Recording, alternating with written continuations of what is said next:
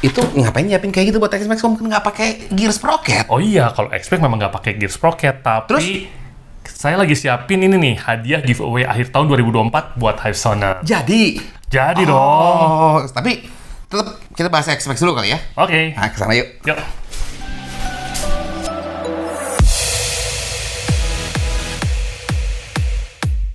Hivesoner, ada motor X-Max baru nih yang masih originalan pabrik. Kayaknya kita harus mulai melakukan upgrade dari HPSM ya, handling, power, style, dan maintenance. Gimana kalau kita bahas dari sisi handlingnya dulu nih? Lantas, apa saja sih yang mempengaruhi handling di motor? Kami membaginya menjadi 3 sistem, yaitu suspension system, brake system, dan wheel system. Karena bukan apa-apa, handling dari bawaan motor itu sudah cukup, tapi belum tentu pas dengan bawaan kita atau kebutuhan dari masing-masing kita. Jadi, saatnya kita upgrade di bagian handling dulu. Nah, ini barang-barang dari bagian handling. Banyak banget ya. Harus upgrade semuanya? Nggak mesti juga. Di sini saya akan bahas, kalau dilihat di hadapan kita ini ada 2 sistem. Di sebelah kanan saya ini merupakan suspension system yang merupakan shock belakang dan suspensi depan. Lalu di sebelah kiri adalah brake system, mulai dari master brake pump, kaliper, beserta distrotornya. Ini 2 sistem yang berbeda dan bisa memilih Hivesoner keperluan yang mana. Kenapa harus suspensi dulu atau kenapa harus brake system dulu. Sekarang kita mulai dari suspension system. Kenapa harus upgrade suspension system? Suspension system ini akan menghasilkan satu, berkendara yang lebih nyaman. Karena saat kita menggunakan suspensi yang adjustable seperti yang ada di hadapan saya ini kita bisa ngatur sesuai dengan bobot kita berkendara, maksudnya kita boncengan atau sendirian bawa barang segala rupa, ini kita bisa atur sehingga suspensinya itu pas. Lalu apakah kita butuh keras, butuh empuk, disesuaikan dengan jalan raya yang kita lalui harian ataupun saat misalnya kita bepergian jauh seperti halnya kita melakukan touring, mudik dan lain sebagainya. Di situ kenapa perlu upgrade suspensi. Di sini ada 3 item, nanti kita bahas lebih lanjut. Brake system, kenapa kita perlu upgrade brake system? Brake system itu kan menghentikan motor. Semakin baik kemampuan untuk berhenti, brake systemnya semakin baik, semakin aman. Karena ada kasus-kasus di mana motor itu ada keluhan di mana motor itu suka ngeplos ataupun misalnya kurang cepat untuk berhenti. Parts-parts yang ada di hadapan saya ini yang sebelah kiri ini akan memperbaiki performa dari pengereman. Jadi mau start dari brake system atau suspension system, kembali lagi ke Hivesoners. Keluhan di motornya di mana? Tapi kalau bisa memang semuanya di-upgrade. Tapi kalau perlu milih salah satu, balik lagi ke keperluan Hivesoners seperti apa. Karena motor ini masih standar, sebelum kita bicara yang lain, kita bicara dulu suspension system, barangnya apa aja. Dan kalau Hivesoners mau melakukan upgrade, mana dulu yang harus dipilih? Dari suspensi pabrikan itu biasanya sudah lebih baik untuk suspensi depan. Jadi untuk urutan upgrade-nya sebisa mungkin dilakukan upgrade bagian belakang. Dalam hal ini kita akan menerapkan YSS G Sport. Di package-nya ini, YSS G Sport ini mendapatkan 2 shock breaker seperti ini dan ada extra spring 2 piece. Extra spring 2 piece ini adalah spring heavy duty. Jadi kapan dipakainya? Saat misalnya bobot di atas motor itu melebihi di atas 100 kg kurang lebih ya, itu kita ganti dengan yang menggunakan heavy duty ini. Perbedaannya bagaimana? Kalau misalnya kita lihat di sini ada spring code untuk yang sudah terpasang dan yang heavy duty ya. Kalau misalnya Hivesoners bisa lihat di sini kodenya adalah YSS 50 15 30 235. Di mana angka 50 yang pertama itu adalah merupakan diameter dalam dari per ini. Lalu 2 angka berikutnya ini 50 dan 15 itu adalah spring rate. Nah, spring rate ini kalau bisa kita lihat ada 2 angka karena per ini merupakan per progresif di mana ada 2 konstanta pegas di mana yang bagian atas lebih rapat, yang bagian bawah ini lebih renggang. Tapi kalau kita lihat angkanya yang sebelah sini sama untuk angka depan dan belakangnya, namun ini 1324. Yang ini lebih besar sehingga ini sebenarnya konstanta pegasnya lebih keras yang diperuntukkan untuk heavy duty atau beban besar di atas motor. Untuk secara fiturnya, kalau kita lihat di bagian atas ini ada threaded spring preload, yaitu menggunakan ulir. Jadi ini bisa diatur antar ulir ini 1 mm, jadi bisa disesuaikan dengan bobot yang ada di atas motor sehingga secara geometri motor akan tetap pas. Selain dari itu juga menghindari bottoming juga, karena misalnya kalau spring preloadnya ini kurang, kemungkinan besar akan lebih mudah untuk bottoming. Ini menggunakan tabung ini di dalamnya ada bladder yang isinya adalah gas nitrogen yang merupakan damper untuk compression juga. Dan kalau misalnya kita lihat di bagian bawahnya ini ada adjustment untuk rebound. Nanti untuk fitur-fitur ini nanti kita lakukan settingan dan saya jelaskan lebih lanjut saat kita melakukan pemasangan.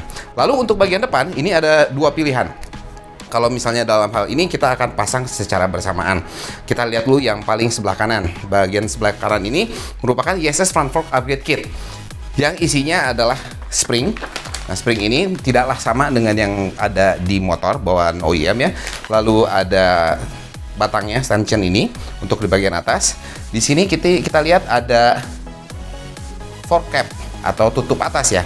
Tapi perbedaannya dengan yang original di mana ini ada setelan adjustment untuk preload, sehingga preloadnya nanti bisa disesuaikan. Kalau misalnya beban besar pun sama kayak yang belakang bisa diatur sehingga ntar geometri motor itu tidak berubah. Lalu untuk yang bagian paling depan ini yang disebut dengan PD valve. PD valve ini adalah emulator untuk mengatur laju oli di dalam. Jadi kalau misalnya kita bilang begini, daleman fork motor bawaan itu bisa dikatakan zaman dulu banget, karena di dalamnya cuma ada suling-suling dan tidak ada shim. Kalau kita lihat di dalam PD valve ini, bila mana kita bongkar, di dalamnya itu ada shim-shim yang jadi seolah-olah ini menjadikan suspensi ini menjadi jauh lebih baik dibandingkan sebelumnya, seperti halnya suspensi upside down dan lain sebagainya yang menggunakan shim. Olinya sudah tersedia, tinggal dipasang. Lalu ada bottom shock. Nah, bottom shock dari RPD ini ada kelebihannya, dimana satu, kalau secara style atau penampilan ini jelas lebih menarik dibandingkan bottom bawaan ya. Warnanya pun banyak, ini Hypersoners bisa lihat di www.oneteamstore.com untuk pilihan-pilihan warnanya. Namun ini tabung ini berisi nitrogen. Hati-hati, janganlah dibuka bagian atas ini, karena kalau dibuka nitrogennya akan hilang, karena ini bukan serviceable by user ya. Jadi kalau misalnya mau diservis pun harus ke tempat-tempat yang memang diperuntukkan untuk service shock breaker. Tapi di sini ada setelan, dan ini bukan hanya sekedar baut. Ini adalah setelan compression, di mana ada dua setelan, bagian luar dan bagian dalam, high speed dan low speed compression. Ini berlaku untuk kedua belah sisi. Untuk pemasangannya nanti akan saya jelaskan lebih lanjut apa saja yang dibutuhkan dan bagaimana cara untuk instalasi, lalu kita untuk settingannya pun seperti apa. Ada sebuah catatan tambahan bila mana Hypezoners memilih untuk melakukan upgrade dengan bottom kitnya dari RPD ini, dimana kalau misalnya kita lihat untuk yang sebelah kanan, mounting untuk kalipernya ini mounting radial. Jadi Hypezoners pun harus menyiapkan atau menggunakan kaliper radial. Seperti halnya kalau di depan tadi kita akan melakukan upgrade di pengereman dengan menggunakan RPD 4P yang radial. Tapi dari sini kita lari dulu untuk pemasangan suspensi belakang, karena itu adalah tahap pertama saat Hypezoners melakukan upgrade suspension. Jadi nih kalau Hypezoners pengen menangin giveaway-nya gimana dan dapatnya apa sih Om? Jadi Hypesoner tinggal pilih nih, kasarnya kalau Hypesoner dikasih kesempatan pilih satu produk TDR, itu mau produk yang mana? Merek TDR? Merek TDR. Oh, jadi misalnya saya butuh coolant, terus diapain? Nah, dipilih terus ngapain? dipilih, lalu informasikan kita serta alasannya kenapa pilih produk ini. Di kolom komentar. Di kolom komentar dari video ini ya. Gitu. Oh, jadi misalnya saya belum ganti coolant udah 2 tahun lebih nih. Saya pengen menang coolant ini. Betul. Di kolom komentar. Di kolom komentar. Terus selain itu harus ngapain? Lalu informasikan juga di kolom komentar Instagramnya. Oh, Instagram handle-nya, nama Instagramnya. Jadi alasan terakhir Instagram handle-nya. Ya. Terus buat apa? Lalu masuk ke Instagram, jangan lupa untuk follow si Instagramnya HPC TV sama TDR. Lalu nge-tag juga dong. Ya.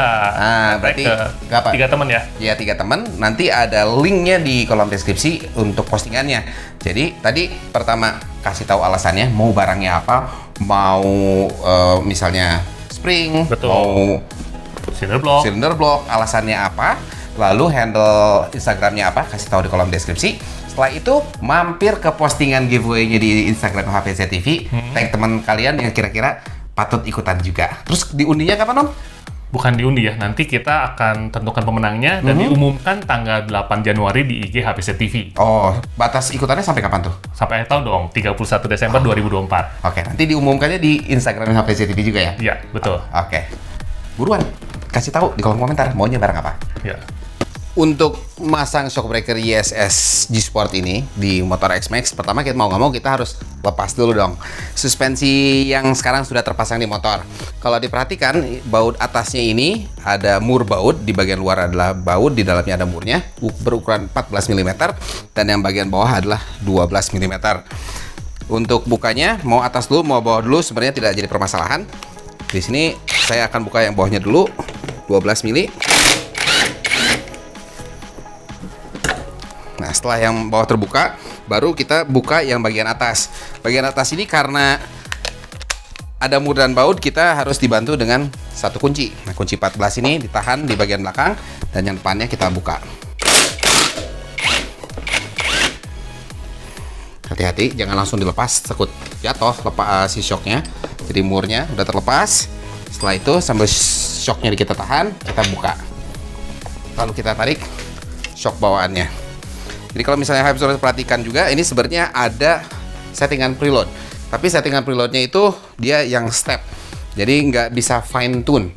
Dan untuk fitur lainnya seperti rebound di sini nggak ada. Oleh karena itu kita akan perlu baut 14 yang bagian atas, tapi kalau bagian bawah yang 12 itu nanti sudah tersedia dari YSS, berarti kita ganti dengan yang baru. Untuk memasangnya kita pasang dulu bagian atas. Kalau bagian atas ini masuknya dia seret, berarti ini harus dibuka dulu ya, dibantu biar si platnya agak kebuka. Ada kasus-kasus tertentu di mana harus begitu. Setelah kita pasang bagian atas, kita siapkan murnya, bautnya, lalu kita pasang mur bagian belakang. Nggak perlu dikencengin dulu, dikencengin nanti setelah kita pasang yang bawah. Untuk baut yang bawah, seperti tadi saya udah bilang, ini tersedia dari YSS yang barunya. Satu kita pakai untuk masing-masing sisi, dan ada ring pair. Nah, ring pair ini kita pakai. Ini bautnya, ini ring pairnya. Ring pairnya kita pasang, lalu kita line up bagian bawah. Lalu kita setelah bautnya dipasang, kita kencengin dulu. Tidak perlu terlalu kenceng. Lalu ini yang penting bagian atas nih. Ini harus diperhatikan. Ngencenginnya sih pada dasarnya ngencengin secukupnya. Tapi setelah kenceng, ini harus diperhatikan. Yang diperhatikan adalah saat kita goyang, ini harus free, main seperti ini. Kalau misalnya nggak bisa goyang seperti ini, berarti si platnya ini ada permasalahan, harus diperiksa lagi. Jadi dia harus benar-benar bisa main seperti ini, karena kalau nggak bisa main, ini akan terasa suspensi lebih keras. Padahal bukan salahnya di shock breaker, tapi di mounting bagian atas. Itu harus diperhatikan. Dia harus bisa bergerak seperti ini. Untuk sisi yang satunya lagi tinggal dilakukan hal yang sama. Sekarang kita lari ke nyetingnya. Oke, Hypezoners, instalasi shock breakernya sudah selesai. Sekarang waktunya untuk melakukan setting di suspensi ISS G Sport ini. Dia memiliki dua settingan. Pertama preload, dan kedua adalah rebound. Untuk melakukan settingan ini kita membutuhkan beberapa tools pembantu. Salah satunya adalah sebuah meteran. Bebas mau pakai meteran ataupun penggaris, tapi preferably kita menggunakan meteran. Selain dari itu, tools yang disediakan oleh YSS di dus, yaitu sebuah kunci L dan juga batang untuk pemutar ring preloadnya. Tapi settingannya kayak gimana? Kalau kita lihat dari langkah suspensi YSS ini, dia adalah 10 cm. Saat kita nanti duduki motornya, ini motor atau panjang shock ini akan memendek. Dari situ kita harus mengurangi kurang lebih 30% dari langkah shock. Jadi langkah shock tadi itu adalah 10 cm, kita kurangin 30%, yaitu kita kurangin 3 cm. Berarti dari total panjang yang nanti kita ukur, itu harus turun 3 cm. Caranya kita harus minta bantuan. Salah satunya kan dia akan bantu untuk mengukur dan nyeting. Oke. Lalu nanti kita butuh satu orang lagi, Pak Sep, bantu untuk ntar menahan motornya. Sebelum melakukan settingan, nanti ini ada sebuah pengunci di bagian sebelah sini yang kita menggunakan kunci L. Nah, kunci L ini harus kita longgarkan terlebih dahulu agar si ringnya ini bisa kita putar. Berikutnya adalah untuk orangnya beserta beban bila mana boncengan atau menggunakan box dan barang bawaan lainnya ditaruh di atas motor. Kalau dalam hal ini saya akan naik sendiri. Caranya kita naik ke atas motor. Lalu Pak Sep tolong ditahan. ditahan oleh seseorang di bagian depan, kaki keduanya naik, pastikan jangan direm. Nah, dari sini akan dibantu sama Gagan untuk ngukur. Jadi harus ada tolak ukur, titik ukur pertama yaitu di bagian atas sampai ke titik ukur berikutnya. Jadi yang satu di atas, yang satu lagi di bawah ya Gan ya? Ya. Nah, kita dapat panjangnya berapa? 35. 35 cm. Nah, sekarang itu saat sudah terbebani. Kita harus ukur di saat motor ini tidak kena beban. Nah, sekarang ukurannya berapa, Gan? Tadi saat diduduki kita dapat angka 35 cm. Saat belum diduduki itu kita dapat panjang 37. 37. Karena tadi kita harus kurangin 3 cm, berarti dari 37 kita kurangi 3 cm 34. Oleh karena itu kita harus melakukan penyetelan pada per. Nah, cara nyetingnya tadi sudah dilonggarin ya Gan ya? Sudah. Dibantu dengan pernya ini. Ini karena kita tadi mau mengurangi, berarti kita longgarin. Melonggarin itu arahnya arah melonggarkan mur ya. Dan ini harus dilakukan untuk kedua belah sisi. Setelah beres di setel untuk kedua belah sisi, kita naiki kembali dan ukur ulang. Target kita itu di 34 cm. Sip. Berarti Dapat. karena sudah sip, sudah dapat, berarti ini untuk preloadnya sudah selesai. Namun dengan sebuah catatan, saat misalnya motor ini digunakan untuk berboncengan atau menggunakan box ataupun ada barang bawaan lainnya, preloadnya harus di setel ulang. Jadi mudahnya adalah panjang shock awal saat dalam standar 2 seperti ini, dan saat diduduki itu kita kurangin 3 cm. Karena langkah shock breaker itu 10 cm, kita kurangin 30%, sehingga intinya kurangin 3 cm aja. Sekarang kita ngomongin bagaimana cara nyeting rebound di motor ini. Rebound ini di suspensi ISS pada umumnya itu di bagian bawah. Kalau untuk yang G Sport ini, dia dialnya di sini. Berapa klik sih? Nah, ini kita bicarakan jumlah kliknya dulu ya. Kliknya itu kalau kita mau hitung, ini kita harus putar arah jarum jam, atau kalau di sini kan ada tulisan H, berarti hard. Mentokin ke hard sampai ke ujung. Dari sini kita berhitung. Nah, saat udah mentok seperti ini, balikin dulu sampai kita dapat 1 klik. Nah, dapat kliknya 1. Dari sini kita ngitung. 1, 2, 3, 4, 5, 6, 7, 8, 9, 10, 11, 12, 13, 14, 15, 16, 17, 18, 19, 20, 21, 22, 23, 24, 25, 26, 27, 28, 29, 30. 30 klik. Nah, sekarang kita ngomongin ini harus kita taruh di mana untuk dial si rebound. Jadi, kita perhitungannya tadi mulai dari hard itu adalah 0. Kalau misalnya dari 0 sampai 10 ini biasanya reboundnya akan sangat slow. Ini lebih cocok saat misalnya kita lagi di track balap, ataupun misalnya kita senang suspensi yang feel-nya tuh keras. Nah, lalu dari 10 klik sampai 20 klik ini biasanya touring dan di jalan-jalan yang cukup mulus dan kita banyak cornering. Tapi kalau untuk harian atau daily di mana kita menemukan jalanan yang variatif secara konturnya, sebaiknya ini antara 20 sampai 30. Jadi karena ini dipakai untuk daily, ini saya start mungkin di antara 20 dan 30. Jadi di 25 karena tengah-tengah 20 sama 30. Dari sini setelah tadi kita balikin lagi full ke arah hard, klik 1. Dari sini saya lari ke 25. 1, 2, 3, 4, 5, 6, 7, 8, 9, 10, 11, 12, 13, 14, 15, 16, 17, 18, 19, 20, 21, 22, 23, 24, 25. Ini untuk kedua sisi harus dilakukan settingan yang sama. Jangan sampai pincang sebelah. Nggak ada salahnya saat kita misalnya udah parkir lama atau gimana, kita cek juga. Kadang-kadang ada orang yang iseng-iseng mau muter-muter dan nggak tahu itu akan berpengaruh terhadap handling motor kita. Nah, dari sini saat kita udah mencoba motornya, bila mana terasa masih terlalu hard secara damping reboundnya, kita bisa putar ke arah lawan jarum jam. Di sini ada panah dan tulisannya S, itu akan lebih soft atau lebih ke arah fast rebound. Jadi patokannya tadi antara 0 sampai 10, 10, 20, dan 20 dan 30. Ini kalau untuk harian kami sarankan antara 20 sampai 30, lalu tinggal di-adjust sesuai dengan keperluan. Mudah kan? Sekarang adalah waktunya untuk melakukan instalasi suspensi depan. Adapun beberapa tools yang diperlukan saat Hypersoners melakukan perakitan. Seperti halnya kita akan membutuhkan sebuah kunci torsi. Kita membutuhkan kunci shock 8 mm. Kita pun akan membutuhkan kunci L 14 mm, atau bisa diakali dengan menggunakan baut 14 yang dipasang motherboard bolak-balik seperti ini bila mana tidak ada. Selain dari itu kita akan membutuhkan part-parts lain. Seperti halnya kita akan membutuhkan oil seal. Oil seal ini sebaiknya atau kami rekomendasikan untuk menggunakan yang baru. Seal clipnya ini bisa yang baru atau menggunakan yang existing pada bottom shock bawaan motor, dan seal dust cover yang baru sekalipun. Kalau bisa untuk seal-seal diganti sekaligus yang baru, jangan menggunakan yang sudah terpasang pada bottom shock agar umurnya akan lebih baik, karena mengingat sudah terpasang dan saat dibongkar ada kemungkinan lecet atau rusak untuk seal-seal oil ini. Selain dari itu, kita butuh ya olinya yang sudah tersedia dari YSS. Nanti untuk ketentuannya berapa banyak. Dan sebuah catatan lagi bahwa saat melakukan instalasi front fork upgrade kit dan bottom shock ini, yang membedakan itu hanyalah bottomnya saja. Bila mana Hypesoners memilih hanya untuk menggunakan front fork upgrade kit, sama saja tata caranya seperti yang akan saya perlihatkan di sesi ini. Yang pertama kita butuhkan adalah shock yang sudah kita bongkar. Nah, shock yang kita bongkar ini pertama kita harus bongkar dulu dan bersihkan ya. Fork depan ini salah satunya.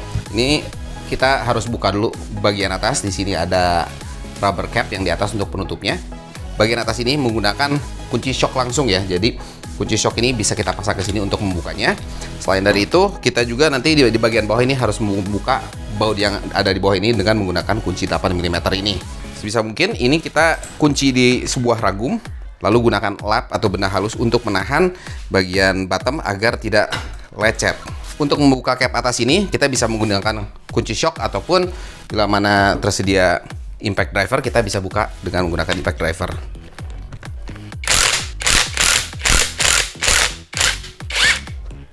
Hati-hati pas lepasnya biar dia nggak terbang, karena di bagian dalamnya ada spring.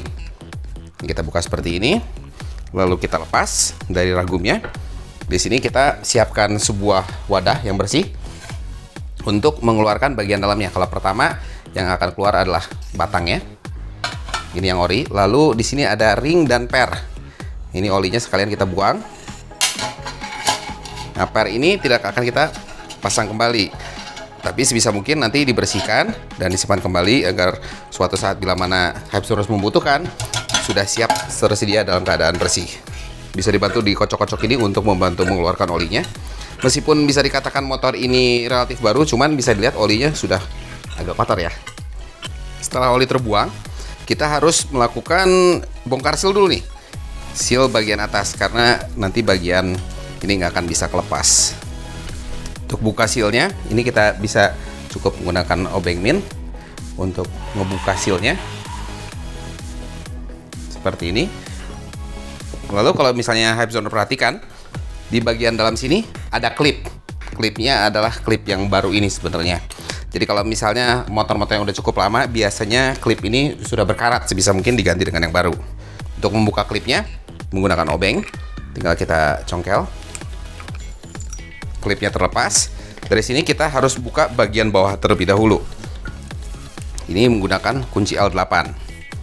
Kadangkala untuk bagian bawah ini kalau misalnya kita buka, kadangkala kita harus tahan dengan kunci 14 mm. Namun bila mana kita menggunakan impact, kadangkala tidak perlu ditahan sama sekali. Kita coba dulu ya. Kalau misalnya tidak berhasil, berarti bagian sebelah sini harus ditahan dengan kunci L14 mm. Tapi kalau dalam hal ini sepertinya terbuka dengan baik. Coba kita cek dulu ya. Setelah baut-bawahnya terbuka, kita simpan. Ini bottom shocknya bisa kita balikin ke arah sini, karena kita harus menarik seal dan bos yang ada di dalam sini dengan cara menarik. Nah, seperti ini. Dari sini kita bisa lihat ini oil sealnya sebenarnya bisa dipakai kembali, cuman saran diganti dengan yang baru. Saat membongkar, sekalian diperhatikan bagian bushing ini. Kalau bushing ini udah cacat, berarti ini harus diganti, dan mengganti ini adalah satu piece semuanya. Jangan kalau ini udah rusak atau terlihat ada cacat dipaksakan untuk dipasang, karena umurnya akan pendek, khususnya pada seal-seal. Ke performa motor pun akan berkurang. Bagian suling-sulingnya kita lepas. Lalu di bagian dalamnya pun masih ada satu piece lagi, yaitu bagian plastik ini. Ini posisinya di paling bawah di bagian suling-suling. Karena kita akan menggantinya dengan bottom shock ke RPD, ini tinggal dibersihkan dan disimpan. Sebelum bagian perakitan, sebisa mungkin semua parts itu dibersihkan terlebih dahulu. Khususnya apalagi kalau misalnya Hypesoners umur motornya udah cukup lama. Jadi bagian suling-suling, per dan segala rupanya itu dibersihkan. Dari sini kita siapkan bottom shock yang akan kita pakai. Nah, bottom shock yang kita akan pakai ini kita harus pasang rakit dulu bagian batang beserta suling-sulingnya. Jadi urutannya begini, suling-suling bawah kita masukin, lalu ada bagian plastiknya ini di paling ujung. Di sini kita siapkan oli untuk membantu lubrikasi bagian bottomnya ini. Jadi kita kasih sedikit, jadi pas dipasang dia sudah ada lubrikasi. Dari sini bagian bottomnya tinggal kita pasangin. Kunci T14 ini harus kita masukin ke bagian dalam sini untuk menahan bagian dalamnya, biar kita bisa kencengin bagian bawah. Saat memasang di ragum ini hati-hati agar ini tidak cacat. Jadi misalnya di bagian bawah sini yang kita jepit, bautnya kita siapkan sesuai SOP kalau dari Yamaha. Di bagian bawah ini kita harus kasih thread locker sedikit saja. Dengan kunci L8 ini kita tinggal pasang, siapkan kunci torsinya. Baut yang di bawah sini kita kencangin di 30 Nm. Dibantu di bagian ujung sini dengan kunci shock untuk nahan. Di sini kita kencangin 30 Nm. 30 Nm. Sekarang kita kembalikan posisinya ke bagian atas seperti ini karena kita waktunya untuk melakukan instalasi seal. Untuk menjaga agar seal tidak cacat saat pemasangan, di bagian atas ini kita bisa bantu dengan menggunakan isolasi listrik untuk menjaga agar sealnya dia tidak rusak. Kita ambil sedikit isolasi, kita bungkus sekelilingnya. Lalu seal yang baru ini, untuk di bagian dalamnya ini kita kasih sedikit grease. Lithium grease yang digunakan, mereknya bebas, yang penting menggunakan lithium grease. Dari sini, karena ada plastik di atas ini, pas seal kita pasang, ini kemungkinan untuk lecetnya minim. Karena kalau diperhatikan di sini ada kuat ya. Ini seal kita tinggal pasang, didorong ke dalam. Hati-hati pas masang seal ini, jangan sampai bagian bibirnya dia lecet ya. Setelah seal terpasang, ini klipnya kita pasang kembali. Bisa dibantu dengan obeng untuk membantu posisinya masuk ke bagian gotnya. Pastikan ini masuk terkunci di dalam gotnya. Tujuannya ini agar seal dia tidak bisa terangkat. Dari sini kita tinggal siapkan dust covernya. Seal dust covernya kita siapin, lalu kita pasang. Mengingat ini masih ada sealnya tadi ya, kita tinggal pasang, lalu kita tekan agar dia posisinya terpasang dengan baik. Pastikan sekelilingnya dia dalam keadaan rata. Setelah terpasang, inspeksi sekeliling. Pastikan sudah terpasang secara rata secara sekeliling. Sekarang bagian untuk melakukan pengisian oli. Oli yang akan digunakan adalah oli yang sudah disediakan dari pihak WSS, yaitu dengan kekentalan 15W. Berapa banyak sih yang diperlukan untuk masing-masing sisi? Kalau kita menggunakan metode jumlah mililiter atau jumlah volume, dengan mengingat bahwa kita menggunakan front fork upgrade kit, jumlah yang harus diisi itu adalah 210 ml per satu sisi. Ataupun bila mana menggunakan metode satu lagi, yaitu dengan ketinggian oil level, ketinggiannya adalah 210 mm dari bagian atas. Jadi saya akan menggunakan metode kedua. Oli SS ini satu botolnya adalah 250 ml. Jadi kita masukin full, nanti bila mana kelebihan nanti kita tinggal keluarin. Setelah oli dimasukkan, kita tinggal melakukan proses bleeding. Tapi ada satu hal yang harus diperhatikan di bottom shock RPD ini. Kalau kita lihat di bagian bawah ini ada dial atau settingan setelan ya untuk high speed dan low speed compression. Ini harus kita buka full atau ke bagian soft minus ya. Bentuk bagian yang dalam ini kita buka, pastikan ini mentok, balikin satu. Kadangkala pastikan untuk di sini, kadangkala siapa tahu dalam keadaan tertutup.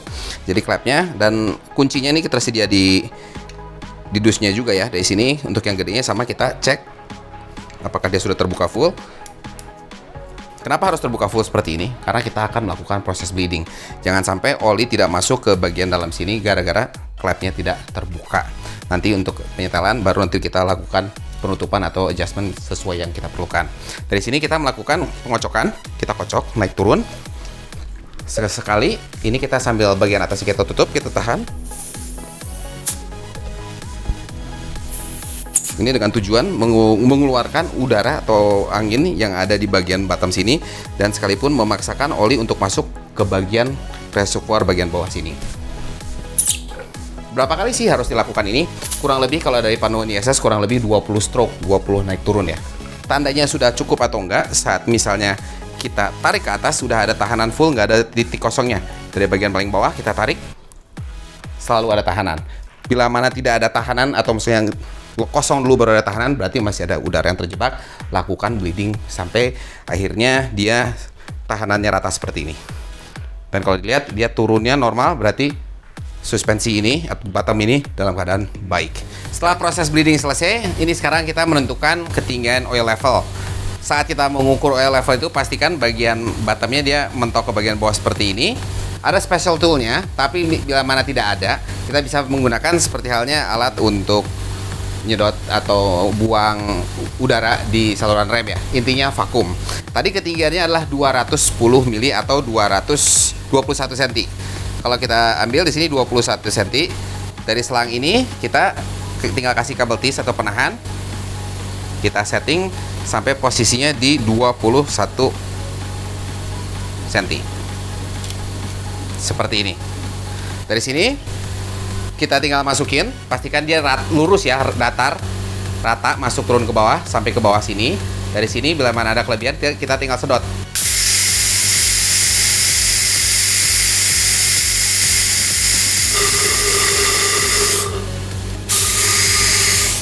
Proses oil levelnya nanti dilakukan ulang untuk bagian fork yang sebelahnya lagi ya. Setelah bleeding selesai, sekarang waktunya untuk merakit parts-parts dari upgrade kit ini. Jadi urutannya adalah PD valve dulu, lalu per atau pegasnya, batangnya, setelah itu capnya. Tapi untuk bagian PD valve ini sebisa mungkin dilakukan pemeriksaan kembali. Sebenarnya dari pabrikan sudah di setel kiri dan kanan rata, tapi kalau saya pribadi dan dianjurkan untuk dilakukan pemeriksaan. Di bagian bawah sini ini ada kunci 7 mm yang kita bisa buka. Di bagian atasnya ini kunci 3 mm, kunci L ya. Dari sini kita tahan, lalu kita buka murnya, kita longgarkan. Setelah murnya longgar seperti ini, kita longgarkan bagian atasnya. Longgarkan sampai pernya dia sudah tidak bersentuhan. Kalau bisa dilihat ini dia sudah bergoyang. Dari sini kita kencengin sampai posisinya bautnya pas menyentuh atau si per ini tidak ada main sama sekali. Zero preload judulnya. Dari sini settingan bawaan YSS itu adalah 2 putaran. Jadi kalau misalnya kita ambil dari sini, misalnya mulai dari sini 1, 2 putaran. Kalau mengikuti aturannya, dari sini kita kembali kencangkan bagian bawah agar dia tidak berubah setelannya. Tapi setelan ini dapat diatur, bisa dikurangi ataupun diperbanyak. Tujuannya apa? Kalau misalnya kita tambah putarannya, berarti damping atau redamannya semakin besar. Reboundnya akan semakin lambat. Dan kalau dikurangin, berarti dampingnya berkurang. Jadi salah satu adjustmentnya untuk front fork upgrade kit adalah di PD valve ini, selain dari jenis oli atau kekentalan oli yang kita gunakan. Pastikan bagian bawahnya ini benar-benar sudah kencang. Lalu kita pasangkan atau kita masukkan ke bagian shock breakernya. Bagian yang ada pernya ke atas kita masukin seperti ini. Nah sekarang ini waktunya kita memasang per. Nah perbedaannya kalau kita lihat per yang YSS ini, kalau untuk yang X-Max ya, ini adalah per linear karena tidak ada perbedaan kerapatan. Jadi linear hanya satu konstanta pegas. Tapi bila mana ada yang non linear, yang progresif, itu untuk tipe-tipe motor lain, bagian atas dan bawahnya yang mana untuk dipasangnya patokannya bagaimana. Kalau misalnya kita lihat di bagian salah satu sisinya itu ada spring code-nya. Kalau misalnya sekalipun pernya progresif, ini harus di atas. Karena ini linear, sebenarnya terbalik nggak masalah. Tapi untuk memudahkan identifikasi di kemudian hari, bagian yang ada spring code ini sebaiknya ditaruh di bagian atas. Jadi kita tinggal masukin. Setelah masuk, kita masang bagian batang besinya. Baru kita pasang fork capnya.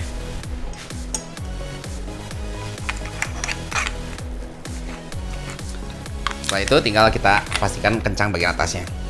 Kalau mau pasti lebih kencang, kita bisa gunakan impact, tapi jangan terlampau berlebihan.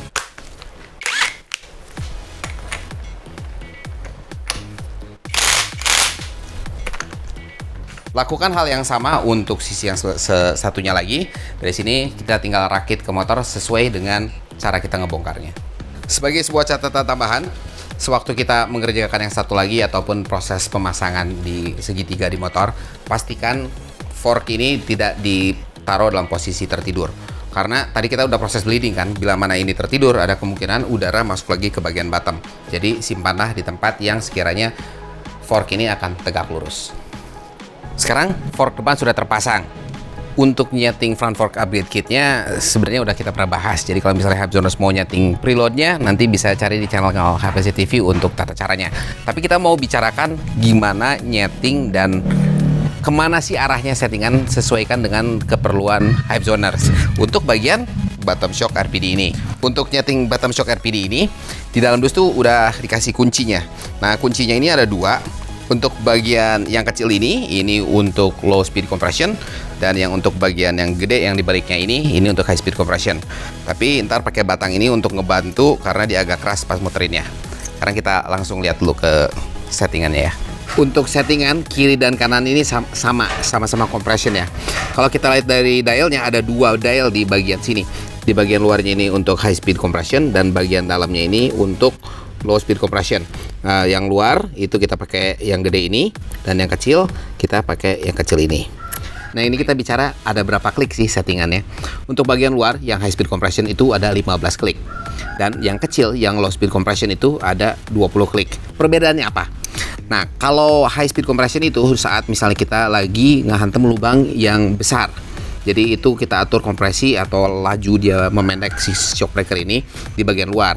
Tapi kalau misalnya kita lewat jalannya yang bergelombang kecil, itu yang akan berpengaruh adalah yang low speed compression.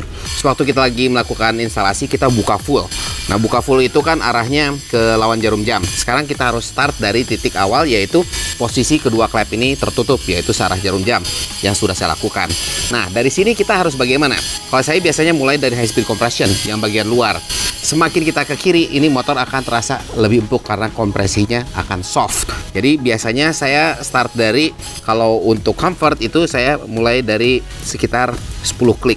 Nah, 10 klik ini berarti kita masukin dan kita putar pakai yang gede 10 klik. Dan yang untuk yang high low compression ini juga karena 20, ini biasanya sama saya ditaruh di tengah di 10. Di 1 2 3 4 5 6 7 8 lu. Ini good starting point untuk comfort. Kalau misalnya kita lewat jalan yang biasa dan terasa agak keras atau terlalu hard, ya, yang low speed compressionnya bisa kita kurangin lagi. Jadi dari titik start ini atau dimanapun itu, kalau misalnya terasa terlalu keras atau hard, kita puterin lawan jarum jam. Dan kalau terlalu empuk atau terlalu soft, kita putar ke arah jarum jam agar lebih hard si suspensinya. Nah, cocoknya seperti apa? Ya balik lagi ke Hypezoners, keperluannya seperti apa. Tinggal mencoba-coba, tapi mungkin titik awalnya itu adalah di bagian tengahnya. Sekarang kita menuju ke brake system. Brake system yang ada di hadapan saya ini sudah lengkap. Tapi urutan untuk pemasangannya bagaimana? Alias tahapan untuk upgrade bila mana Hypezoners tertarik atau misalnya minat untuk melakukan upgrade di sistem pengereman, khususnya kalau di sini untuk motor X-Max. Paling di depan, di hadapan saya ini adalah brake hose. Brake hose ini yang disebut dengan brake hose Teflo Max. Karena itu dia lebih lentur, sangat lebih lentur dibanding versi sebelumnya, dan ujung sama ujungnya, banjo-banjonya ini terbuat dari stainless sehingga tahan terhadap yang namanya karat atau dia tidak korosif ya. Ini yang pertama yang harus dilakukan upgrade. Kenapa? Karena saat kita melakukan pemasangan ini pekerjaannya cukup berat. Selain masalah pekerjaan cukup berat, di mana kita harus bongkar bodi, lalu kita harus pasang selang dari master brake pump menuju ke motor ABS, dari motor ABS menuju ke kaliper. Selain dari itu adalah ini salah satu yang efektif saat untuk melakukan upgrade, di mana saat kita menggunakan selang ini yang terbuat dari dalamnya ini terbuat dari teflon dan di luarnya ini dianyam dengan serat stainless. Selang ini tidak kembang-kempis seperti halnya selang bawaan motor yang terbuat dari karet, sehingga minyak rem yang dikirim dari bagian master brake pump saat kita memberi tekanan. Tekanannya bisa dikatakan hampir murni semua diterima oleh kaliper sehingga pengereman jauh lebih pakem. Nah, tahapan berikutnya apa sih kalau misalnya dari brake hose ini sudah dipasang? Kita lari ke master brake pump. Master brake pump ini kalau yang RPD punya ini kita ukurannya yang ada yang 17 dan 16. Nah, untuk X-Max ya, jadi 17 untuk sebelah kanan. Kalau bisa dilihat ini adalah 17 untuk yang kanan atau depan. Dan yang satu lagi adalah yang 16 mm yang sebelah kiri ataupun untuk yang belakang ya.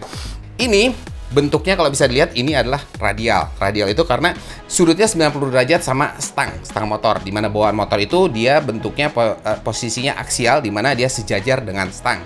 Sangat efektif untuk pengereman dan akan lebih sensitif. Akan terasa bahwa sedikit ngerem itu kita akan bisa merasakan di jari. Selain dari itu juga pemompaannya jauh lebih baik dibandingkan yang OEM atau yang aksial. Dilengkapi juga dengan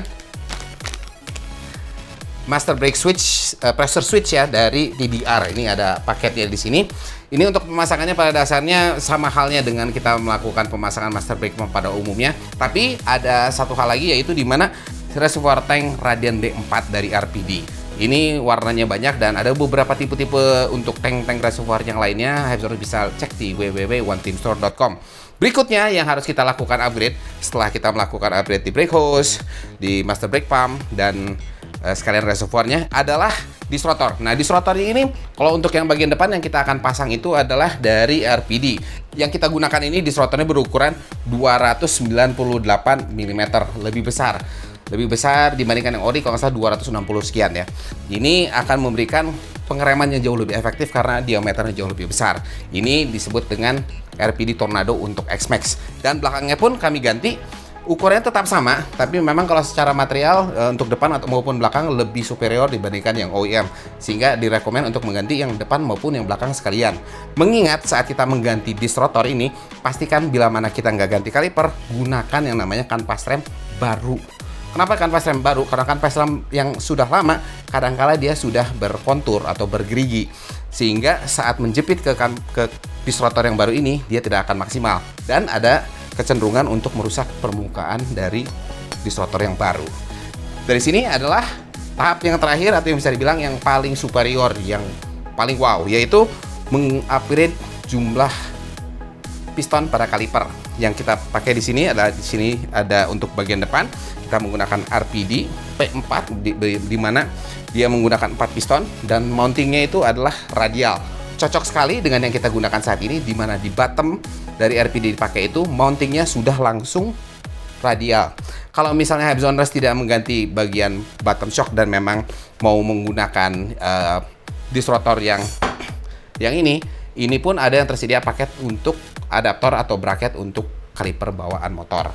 Nah, untuk bagian belakang ini pun sebenarnya pada dasarnya kedua kaliper ini universal, bisa digunakan untuk motor apapun ya. Yang di belakang kita menggunakan RPD kaliper Quantum 2P. Ini peruntukannya sebenarnya untuk belakang, tapi bukan menutup kemungkinan untuk kreativitas Hypesoners untuk motor-motor lain pun ini bisa diterapkan untuk di bagian depan seperti untuk di motor Mio atau yang lain-lain.